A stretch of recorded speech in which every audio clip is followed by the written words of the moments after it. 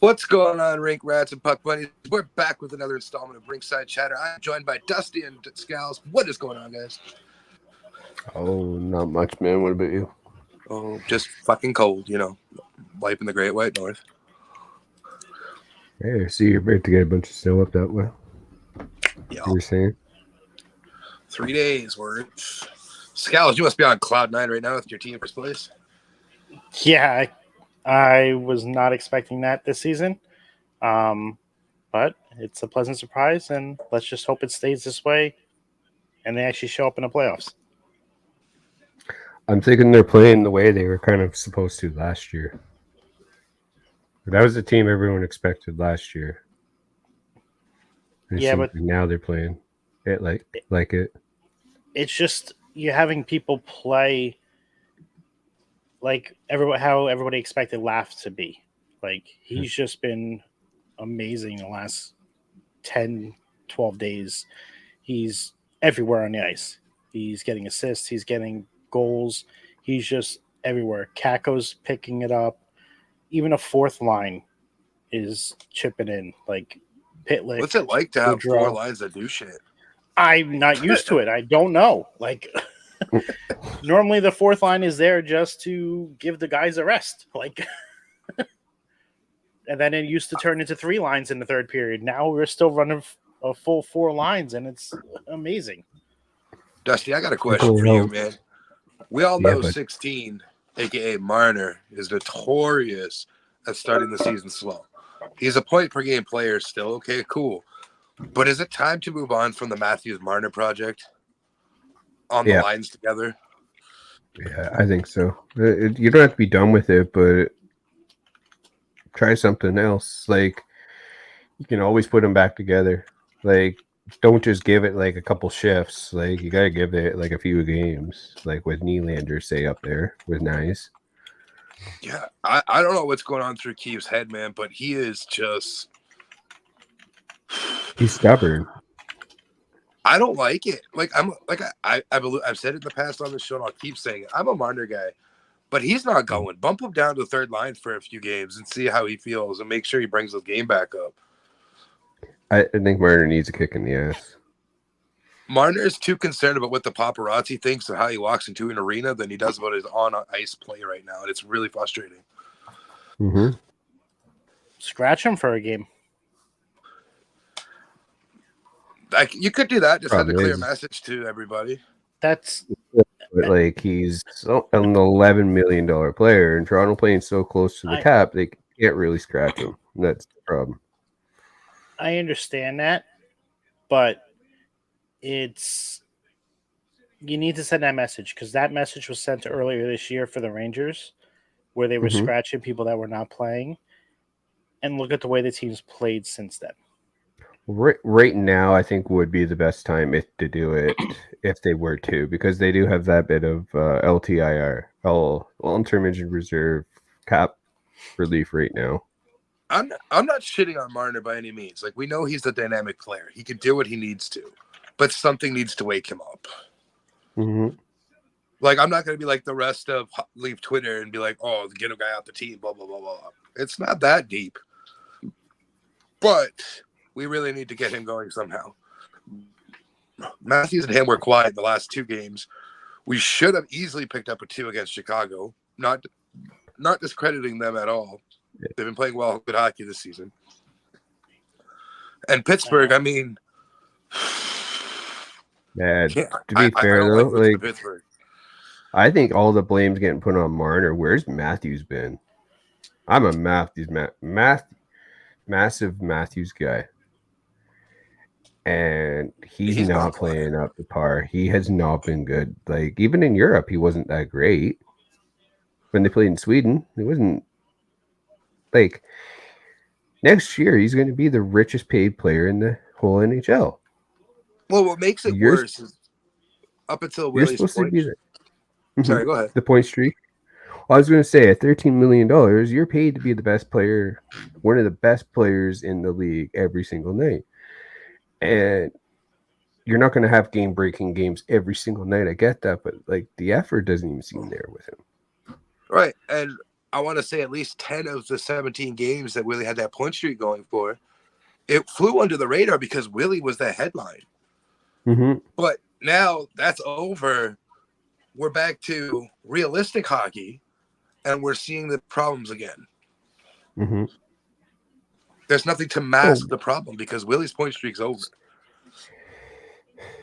Well, problem was at the beginning of the year, we weren't getting any secondary scoring. Now we're not getting any scoring from our top guys, and we're only getting secondary scoring. Yeah. And I'm sure if you're watching the Rangers, they're getting scoring from everywhere, aren't they? Yes, it's unbelievable. I'm not used to it. And that's so important to be like, and that shows that you can go on for longer dominance when you're getting scoring from every line and every line's rolling. You guys can roll a lot longer than, say, our top two lines are hot. Yeah. Speaking of point streaks ending, Panarin's just came to an end as well over the weekend, right? Yeah, Dallas it was, right? You said it was Monday against Dallas. Yeah. I think he hit like 3 posts too in that game. Like, it's ridiculous. Just like Willie, how many posts he hit in the game that ended? The overtime. That was tough because it wasn't just one; it was a post and a crossbar. The commentary said it too. Like, you can take that shot 100 times, and it's never going to happen twice. No, it'll either hit one, go wide, hit one, go in, or it just miss or go in. Yeah. You'll never get that double bar like that. That's unbelievable. Like, I'll watch that and I go, "Oh my god!" Like, imagine that ending your streak. Kudos to Chicago in that game, though. They came right back down and did what they had to. Got to give it to them. But at the same time, I didn't play that well. They did. It doesn't matter if they played well or not. They got more pucks in than we did, right? So yeah. Well, that means I don't know. I'm just tired of them playing down to opponents and getting their ass kicked. Well, the Rangers losing 2 games against Chicago shouldn't be acceptable, man. Right now, the Rangers have had 17 different players score a goal this year. It could be worse. Wow. You could be the Vancouver Canucks losing to San Jose. If the Leafs lost against San Jose, would you be shocked? And the Leafs have 13 different players. You say if the Leafs lost to San Jose, would I be shocked? No. Yeah. It's the most Leaf thing you could do. So what Scalz says the Rangers have 17 different players who have at least 1 goal. And the Leafs have 13. Is that and that 13th would have been Ryan Reeves, I'm guessing. Yes, he is 13th. Yeah. I mean, the Rangers had 2 new people score last game with Nick Bonino and Tyler Pitlick. But what a fucking last name, Pitlick. Yeah. Looking at the stats for both teams, they're dead even on like total points. 19 games played, both teams. The Rangers have 177 points between all their players. The Leafs have 176. Yeah, a lot of the Leafs games have been high-scoring games. Same amount of goals. Yeah. The Leafs and the Rangers have scored the same amount of goals. But here's the crazy stat that I heard today. In order for the Leafs to win, they need 3+ goals per game. At least, yeah. Every game they won this season is 3+. Do you know the Leafs? I was going to say Leafs are in the bottom 5 teams for regulation wins this year. The Leafs only have 6 regulation wins. The difference right now between the Rangers and the Leafs is the Rangers has a team goals against average of 2.32. The Leafs has a goals against average of 3.42. Yeah. That's a huge defense and goaltending issue. Yeah. It is. It's goaltending and like who knows? Is the goaltending looking poor because of the defense, or is the defense looking shitty because of shitty goaltending? Or like I don't know. We just added we just added one of our top D men to the Robotan Island this week. So yeah, top. Well, I guess he did play top minutes, but that's what. The Rangers have allowed the least amount of goals this season. Out of any team in the NHL? Out of any team in the NHL, they've only allowed 45 goals. So what is coming to Banks there? That's why. So what's the goaltending stats on both of them? Shesterkin and Quick. Shesterkin is 8-3-0 with a 2.45 goals against average and a .916 save percentage. Okay, decent. Really good. You're not going to believe Jonathan Quick's. That's all I'm going to say. He's had a resurgence, man. It's crazy. How many games has he played? 8 games. I'm going to say 5 and one of them 2? has come. One of them has come in relief. Okay. He is 6-0-1. Wow. With a 1.99 goals against average and a 0.93 save percentage. I also think I heard this stat correctly that Jonathan Quick became the most shutout goalie with U.S.-born goaltender.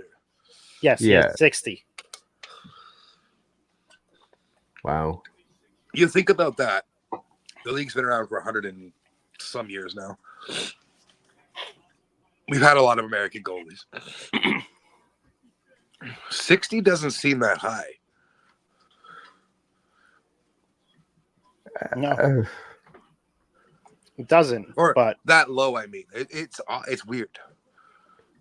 Like, still quite a bit, man. You gotta think. Like, they play a lot of games, and like, how many games end up like getting a shutout? Like, they're so far and rare now to see any team really getting them. Yeah, that's fair. Louis Dominique played a game for the Rangers this year when both Shesterkin and Quick were hurt for that little break. And he has Louis Domingue. I didn't even know he was signed in your guys' system. Yeah, he signed to a 2-year contract. He's been playing in the AHL, but he 1 game, 1 win, 1 goal against. .962 The Hartford Wolfpack are still your AHL, right? Yes. Yeah. It's just, I'm enjoying every moment of this. This team does not give up. Even when they're down, they'll fight. Just the one game, which was the aberration, was the game versus Dallas. They were up 2-0 and then lost 5-3. They have 5 consecutive goals. So it's kind of like the Leafs are playing this year. Since we're on a conversation of a high for the Rangers, let's start with the extremely low blow shot that Trouba took this week. I don't know how he was not suspended. Yeah, I don't know how he wasn't either. Like, it's one thing to see a one-handed stick come across somebody's head, but a full-on back flip swing at someone's head is something different. I mean, there was no penalty called in the game on it, I believe. And then there's no suspension. I just don't get it. And then they call that a high sticking fine, which is, I don't know, like, I hate to say anything comical in that kind of situation, but like, I think that was what they had to say. That's what they rule it as. Right. That's a slash to the head. But I think that was the one that could get him the highest fine. Because their fines are ridiculous anyway for the NHL. Like, it's there's a joke. Like 5,000. We alluded to it, I believe, last week, but this also lays on the officiating. Like, to not call something like that. I'm not going to be like NHL Twitter at this point. I don't want to see Trouba gone for 26 plus games. 5 maximum for that. And he forfeits his salary for those 5 games. Yeah, when you're suspended, you are forfeit your salary. I think it should have been about 3. Yeah, definitely not an in-person hearing. So it definitely would have been a phone, which would have been maximum of 5. But definitely should have been something. I think between 3 and 5 is a fair assessment to make on that. Yeah, like 20. I agree with people that. People calling for 26 plus games. Give your fucking head. And saying it was like Marty McSorley. I was just gonna say this is not a Marty McSorley incident. Yeah, no, it wasn't. It wasn't like that. Like, From another angle you've seen on it too, it did like it looked like he was like had his stick kind of tied up and he was trying to get his stick loose. But Right, we don't know on if the there was other end of intent or that though, not. on the other end of that though, you are responsible for your stick. Just like those bullshit high like what are they calling it? High sticking now when you're getting in the gloves, slashing. Yeah. As soon as you touch the gloves, they're calling that. Look, I look at it like this.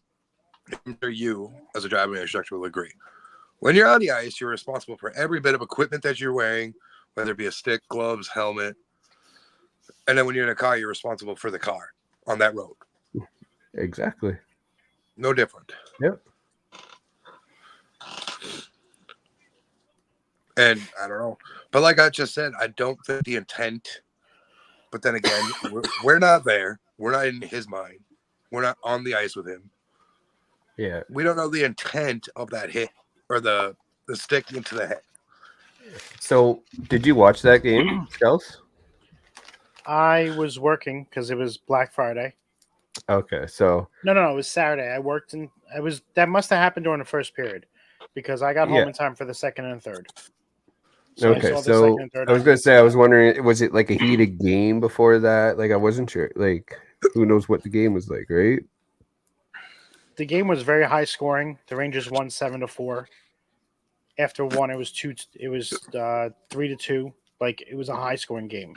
So and there was anytime it's between the Boston Rangers, there's always something. Yeah, there's always something. Like it's just like when you play the Bruins, right?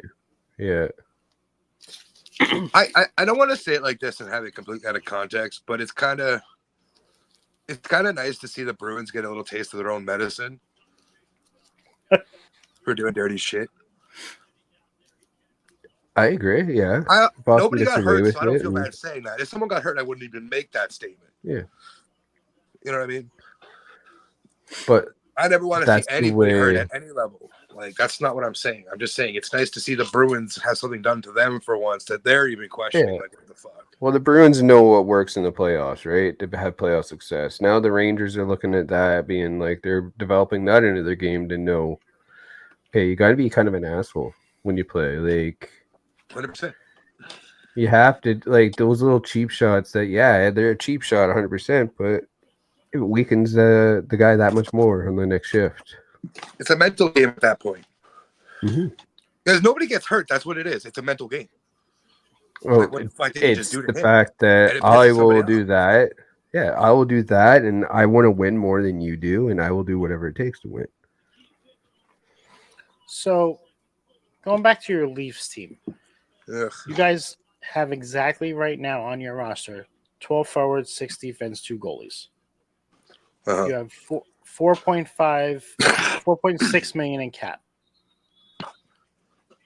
What are you guys going to do? You bringing up anybody to have in case someone gets hurt? Like, what do you think is going to happen? There's nobody down in the system that we need to bring up that's not already up. Yeah.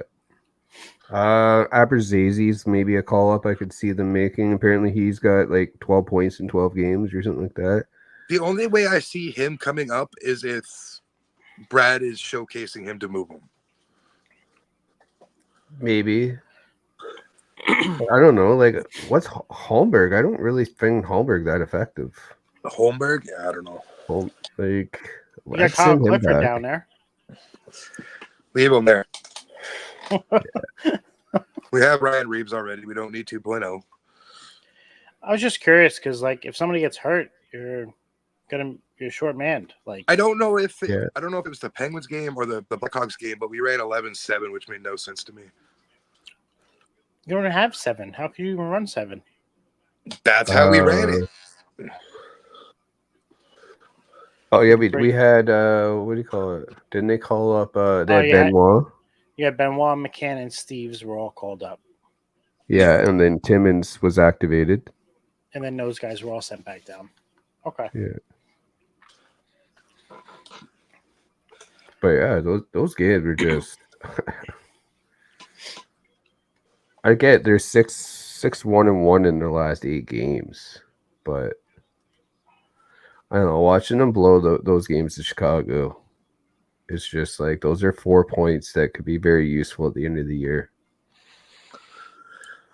Yeah, definitely could be. I mean, that Pittsburgh game, EK65 was dishing the pucks right to them, and they still couldn't do anything with it. Like, He's been having a good year too. Yeah.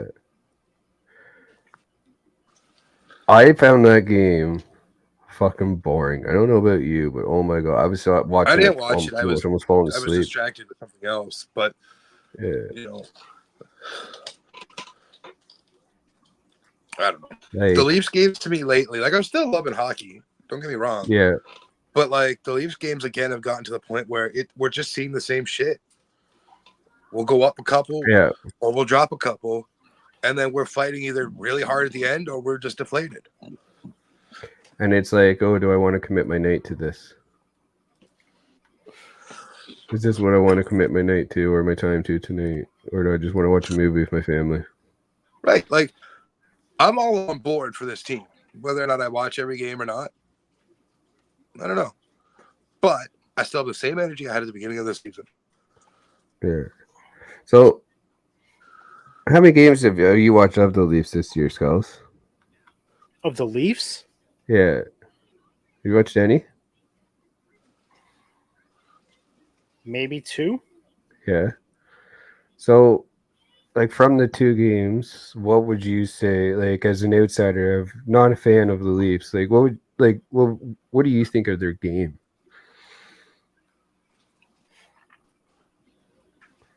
I think that you don't have continuity between the forwards and defense. Like, I feel like the forwards are playing forward, the defense are playing defense, and they're not rotating and covering each other when they need to. And it's leading to scoring chances for the other team and leaving the goalie vulnerable. I see the same thing, and it's the team's not committing to defense.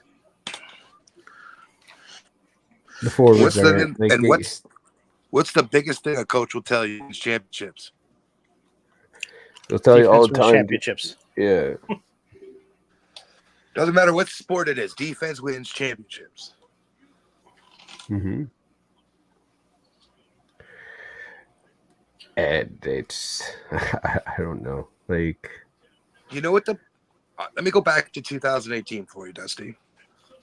When the AHL and Keefe, or the Marlies and Keefe won the Calder Cup, it was a run and gun style the entire way through the playoffs. We went to a few of those games.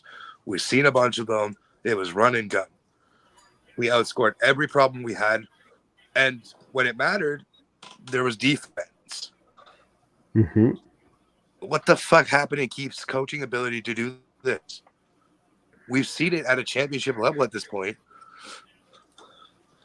I don't know what to say about Keefe, man. Like, he's not an NHL coach. It's just that simple. I think I agree with that statement, because I also look at the bench minors and how do we continue to have this issue year after year after year? It was even an issue with Babcock. Yeah. So you could go back to, I think it's 2016, 2017, Matthew's first year, I believe it was. And it's been an issue ever since. Like, so it's become worse and worse. And it's gotten worse since Keith took over. Would you say that that's just the players and coach disconnect that you're seeing now in public? I just think it's not people not on these guys, that like they're not moving their ass to get off the fucking ice. Yeah. Well, I think it's the big thing throughout the entire league right now, though. Not as bad as the Leafs. The Leafs lead that stat the last 2 seasons, at least. I'm pretty sure they've led it since they had Keefe. Even man, like, it's stupid. I think we have like 7 or 8 this year already. You look at Chicago's game, we had 7 skaters on the ice. 7. I saw that. I said that. I was like, how do you have that many people on the ice? Like, I get 6. That can happen. But 7? Yeah, and it was like 3 forwards up in the play, that there was 4 in the back of the play. We're running a 3-4 system. Doesn't matter. We still won't weird. score. Yeah, it's like it's. I don't know. Like what Scott was saying though. I understand that it is probably an issue that is getting more in the league because this league keeps getting faster and faster, and It's gonna happen. Yeah, like it's gonna happen once in a while, but like I don't know. It's clear. It's clearly a pattern in Toronto though. I don't remember which, and it might have been O-Dog that said it, but they need. I don't necessarily agree with this, but I'm bringing it up for the conversation piece of this. They need to add a little box that goes about 2 feet out from the bench and makes this like a rectangle. And if you're in that spot, don't touch the puck, and you're allowed so that players can change. Because the game has evolved so much that they're so fast. Having that little box to get on and off saves the game from slowing down because of those too many men calls. Able to make changes. They do allow that. Firing the puck into that kind of. Well, that's the thing. Yeah. You already have that happening. They do allow a little bit of a leeway as long as the person who is coming on or the person that is leaving the ice doesn't touch the puck before the other person is off the ice. Yeah. And what happens is sometimes teams will put the puck into near the bench to try and draw the penalty. Mm-hmm. And which is smart coaching to do. Yeah, I get that, but sometimes it's a BS thing because it hits the player's skate and they're not even attempting to play the puck. Well, yeah, they hit the skate. Or if they play the puck, though, it should be. Let's say if they add this box around the benches, that if a team is caught doing that, you get a minor penalty for game delay a game. I think they need to take the delay game penalty out of the. But you know what I'm saying? Like you can combat that. I don't know. The puck over the glass penalty, I kind of agree. I think it's kind of bullshit. Yeah. The issue is that there are times when teams intentionally do it, and there's times where it's an accident. It's just you can't tell the difference between the two, and that's why it's always a penalty. Okay, exactly. So let's counter that. Let it still happen. Let it still be a penalty, but instead of it being a regular 2-minute minor, you give it a minute.